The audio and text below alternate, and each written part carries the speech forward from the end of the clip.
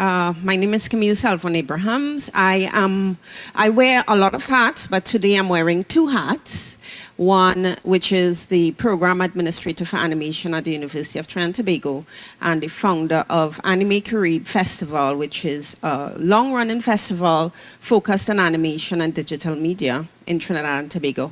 We are actually celebrating 14 years this year, which is quite a feat for the Caribbean. So coming from the island of Trinidad, I thought I'd share our story with you as far as how animation impacted on the creative industry. Some of the things that definitely needed to happen in order for this to be a success were the following, what you have up there, which is we needed to open minds, simply because animation, we did not have a history of animation in Trinidad and Tobago. In fact, we did not have a history of animation in the Caribbean. There was no one to look back to guide us as to how to make this a reality.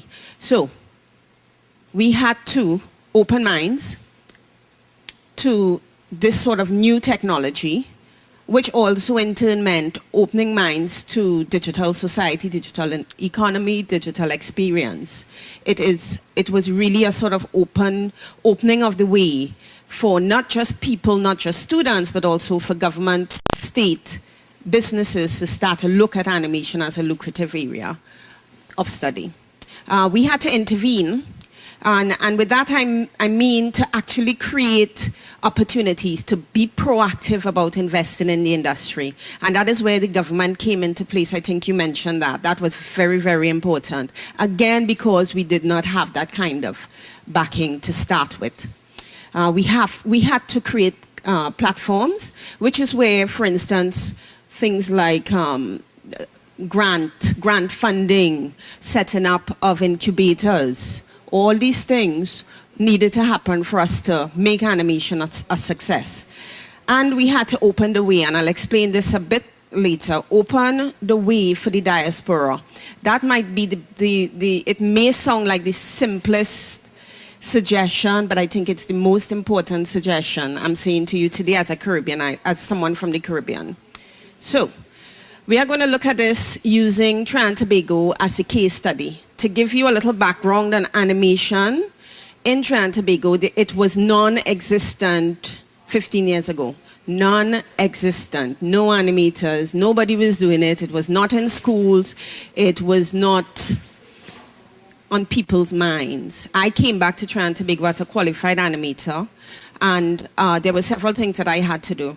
And one of the things that stood out for me is that when I went into, for instance, the bank, for instance, to say, well, okay, I'm going to open the first animation studio. And I was very, very excited about it. And the bank said, what's animation? Explain to me what is animation. You know, I can't see anything tangible in this. You know, I can't put it on a shelf and sell it. And of course, I didn't get any support for that. So, and that was my first experience where I realized that something needed to be done if I'm to exist in the Caribbean. Either that or I leave the Caribbean, which I didn't want to do. Nobody wants to do that. So this is the way I worked with the government, with the university to open people's minds. We did that through the University of Trinidad and Tobago, where we created the Diploma in Animation Studies, which is going on now. At the University of the West Indies, there's a film program. The government has a program called YTEP, which really is about social training. It's not just about having courses, it's about going into the community and creating sparks through using the digital media for young people who may be just not working, out of a job, or educated but cannot get a job. And that was an intervention that was very, very important. So this, I think, you would term social education. And of course, CXC, I don't know if in Suriname, if CXC is being used. Okay, so CXC is the Caribbean Examination Council, and this is where all of the 15 to 16-year-olds, their exams go through the CXC syllabus. And I worked with a panel to create the first digital media CXC course for study. And we should be also getting a CXC course in animation and game design. And those are things that are not traditional in the Caribbean. They're not traditionally what we study. So it took a lot of convincing the powers that be that this needed to be on the syllabus. And of course, Anime Carib Festival, which is a way of creating that interest and also opening the mind. So I'm going to show you now a movie, a short clip on Anime Carib, and I need to use it from here just to make sure it shows. Sound.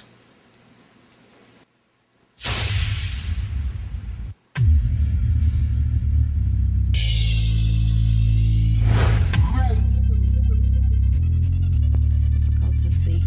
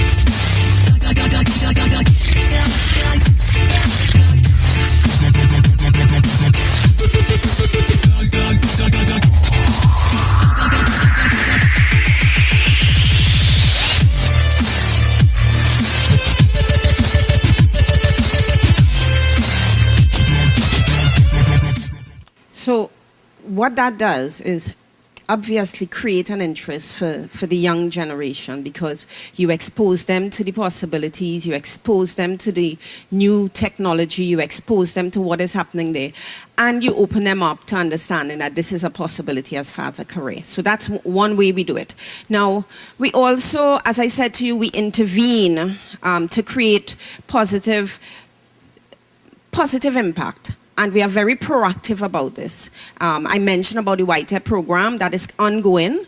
The Ministry of Planning and Development has a program called I2I, where funding comes to innovation and innovative ideas, and it goes through a whole process. But that is the way of sort of creating that spark, because it's non-existent, and it's very important we are proactive about this. Film TT, which provides funding for film animation. It's another way of impacting positively.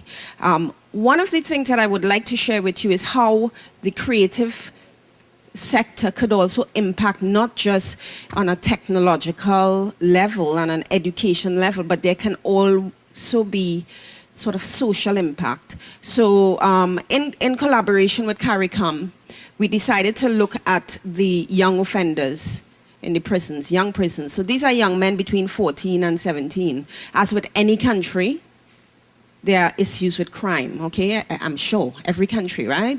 So it's not Trinidad alone.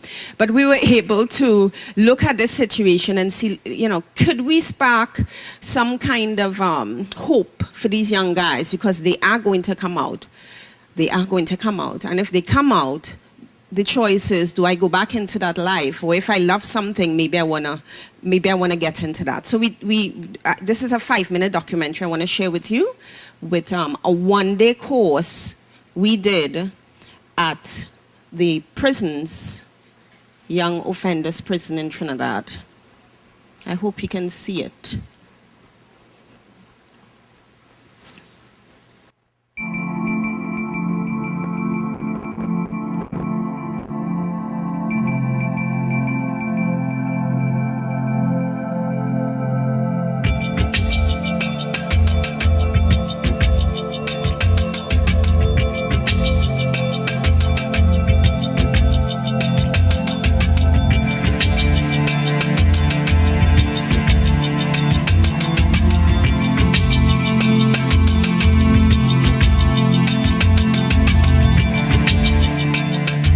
ITC is basically an institution for training, and there are a lot of guys who may come in here because they were not guided accordingly.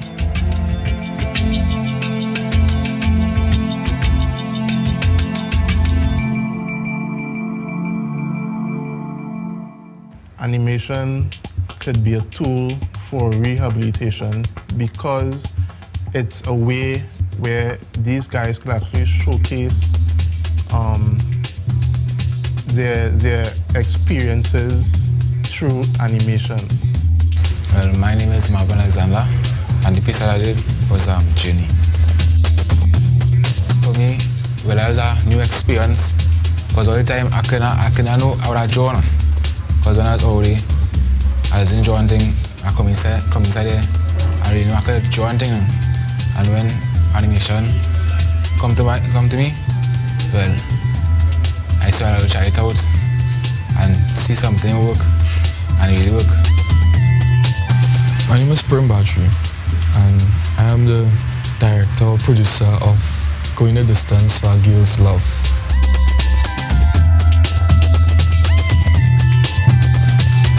The reason I did that piece is because naturally these days, sometimes certain girls have to go to the extent, and since Beyonce Singh put a ring on it, it's tend that women always want us to go beyond our natural thing. So I decided to make something like two love words because my name, some people say it means love, so I'm a person about love.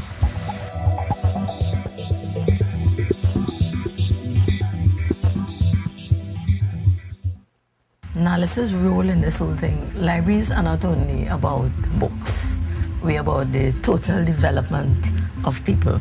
And we knew that we had to provide a service to the institutionalized. Hence, this was the first library that we had within the prison system. Sometimes when I come up here now, to do as a library attendant right now, and sometimes when I come here and I work, you know, it keeps me occupied and makes me happy, keeps my mind at ease.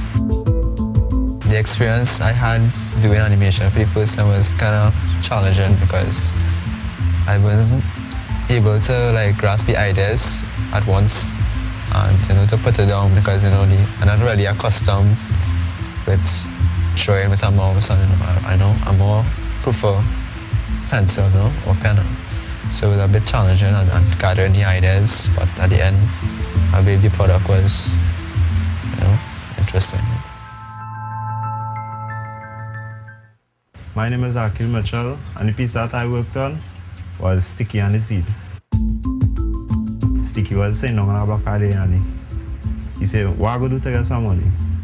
And it come in here, well, all right, I could build a garden, but he didn't really have nothing. Through the idea, a seed form, and seed burst out and come out. So Sticky said, well, all right, I'll go plant this. People laugh, haha, silly, that thing growing and grow. Sticky, I'm mad. And Sticky didn't really study that. Sticky grow his seed, pray every day, water it every day. At the end, then Sticky grow his seed. But Sticky was actually a portrait of myself, because I believe everybody had a journey. But only in Sticky I could see the ending. I can't see the ending of myself. I still have a long journey ahead.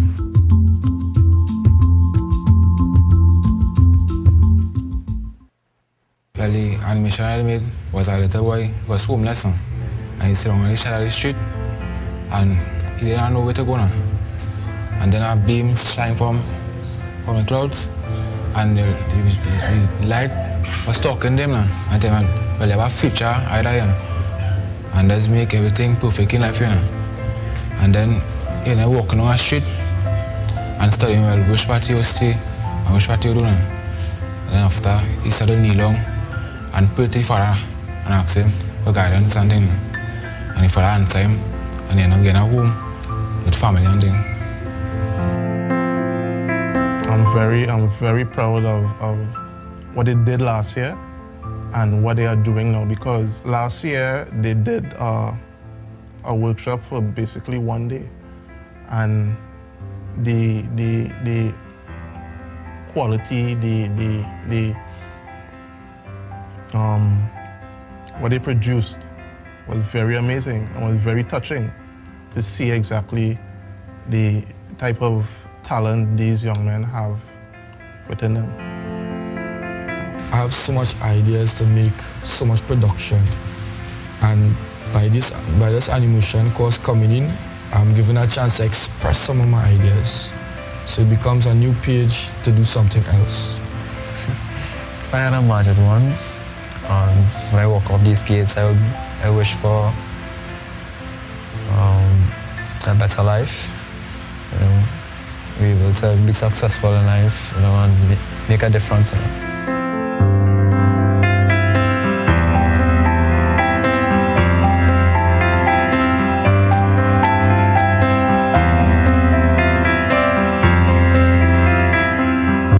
The impact that we could have on the penal system just by the use of things like this. And I thought it was very important. Okay, so I'm going to skip through because this took up a little bit of time, but these are also the other sort of entrepreneurial things that occur in Trinidad and Tobago in order to encourage this. So for instance, microfinancing, Exim Bank, which is a bank that supports film and animation production, USTAT, which is the University of Trinidad and Tobago that has an incubator, incubator for young students, UE Kariri Student Incubator, and all of these things are really to encourage new ideas. So for instance, I would want to share with you, this is a piece that was done using something called a cultural carnival character called Moko Jambi. Do you all have that here? Where they're on stilts, dancing stilts? Okay, so the product was Cricks, which is a biscuit that everybody in Trinidad knows, and I think it's sold here too. And they sort of combined the Cricks product with culture through animation, and this is what.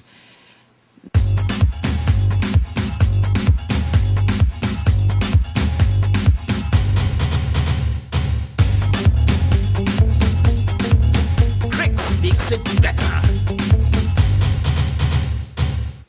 Right? That's a combination. Culture, music, animation, you name it. However, the client was approached to take it further by looking at augmented reality. How many of you all know about augmented reality here? Fabulous. All right? So it's not even a new technology. It's out there quite a while. But they decided to take it a little further and say to the client, this is what you can do. And I'll tell you what the response was after. So what you're seeing is someone's phone viewing the character dancing. So if you have your phone, once all the processes are done, you can actually see the character in front of you as if it's there. So you're seeing it there. It's a little bit, all right, but that is just with the person's phone over the piece of paper. And the client's response to that was, oh, it's fabulous, it's great, wow, fantastic, but our Caribbean people are not ready for that, so therefore, you know, we don't want to take that risk. And those are the kind of challenges that we are having, that the technology is out there, but corporate probably, or even government agencies in some cases, you know, don't want to take the risk to move it that further. It's something we definitely have to work on. Now, we talked about opening the way. This is really, really, really important. This is dear to my heart. I think the diaspora could have a huge impact on the Caribbean, because what they can do is bring back the quality one, bring back the technology, and plus they would have a sort of tie to our region because they're from here. So this picture here is very, very important. What we have here, a group of young Trinidadians. Starting from left, this young gentleman is from Rockstar Games in Canada, Trinidadian. The one next to him works at Pixar, Trinidadian. The one next to him works at Disney, Trinidadian. That ugly person in the middle is me. I'll skip to the next person, Lucasfilm. And then the next person, Disney. All from Trinidad. And what we've been able to do through the festival, through the creation of an association, we've been able to get these guys to come back to Trinidad and Tobago and share. Every time they come to the festival, they share their knowledge, they create networks, they do, they make connections. So for instance, with outsourcing for animation, they could bring those sort of platforms back. So we need, as a community, as a region, to make the return of the diaspora a little bit easier, because getting them here was not an easy task. We had probably about 6 years of the festival where we invited them. Nope, not waste my time. Nope, too much stress. No, I'm not going to come. And then when we started to really make some headway, they were asking to come. All right, so now they are all part of the Trinidad and Tobago Animation Association, which is an organization that has animators from all over the world that are from Trinidad. And it's something that we told the Suriname youth when we were here for Carrie Festa to form their own association, because that is integral, that is critical that we do that. Okay, so these are the sort of outcomes that came about due to that sort of proactive approach that we did regarding animation. Training, so we have a diploma in animation, we have a degree in film, we have short courses, we have social courses, we have courses in the prisons. We have co-productions from our government agencies, so for instance, 150 tax deduction, 35% rebate. What this did was create interest from international production companies that wanted to use the Caribbean. We offer them the rebate, and we have Hollywood movies now coming to Trinidad because they get a 30% cashback and a lot of other incentives. So as you see there, there's 1, 2, 3, 4 films that came from international organizations that used the rebate and created jobs in Trinidad because they utilized, they actually used homegrown talent. And of course with the diaspora, as you saw in the former slide, Caiaphas Moore, people like Caiaphas Moore, Sean Eskai, Olun Riley, all these guys are bringing valuable information back to the country. These are other outcomes. We now have 1, 2, 3, 4, 5, 6 animation studios in Trinidad and Tobago, and they are producing for the advertising agencies. They are co-producing. Right now, Full Circle Animation is doing an outsourcing project for Universal Studios, and that is true. Intervention. It didn't just happen. It took us 15 years to do that. By sharing our story, you could cut that down by half, which is why I'm here. You don't need to make the mistakes we made. These are sort of the gaps that we have, lack of, because there are definite gaps. Lack of specific relevant industry training. So for instance, for outsourcing, there are particular things you need to know that needs to be improved. Access to large talent pool needed. So let me give you an example. The outsourcing job for Universal Studio needs 100 animators. We have 25. If Suriname has 25, right? Those are the kind of realities we have to think about. So we were given a job to do, let's say, 3,000 frames at, let's say, between 50 US to 100 US a frame. That's the sort of numbers you're talking, money you're talking. We had to give back 1,005 because we didn't want to take 3,000 frames and not do it. That's the worst thing you can do. All right? But what I'm saying is, if that kind of support system could be created throughout the region, through the use of the technology, the cloud we talk about, all those things, we can collaborate on those things. Because numbers, that's a huge issue. Do I have my time up yet? Of course, upkeep with new technology, that's important. Access to modern equipment, exposure to real digital media pipelines. Again, that's the sort of training we need. And most of all, you need to have access to bandwidth internet capabilities in order for this to work. So, with that in mind, I would like to just sort of share basically my desire for being here is through Vincent here, who visited Anime Carib last year. And we really connected in the sense that where Suriname is now, Trinidad was there. We were there. I'm telling you, we were there. And I think by us sharing our story, we are able to kind of shortcut your process so that you could have a very, very positive impact on the economy, on not just the money and the education, but on the social. That's really, really important. Thank you very much for listening to me.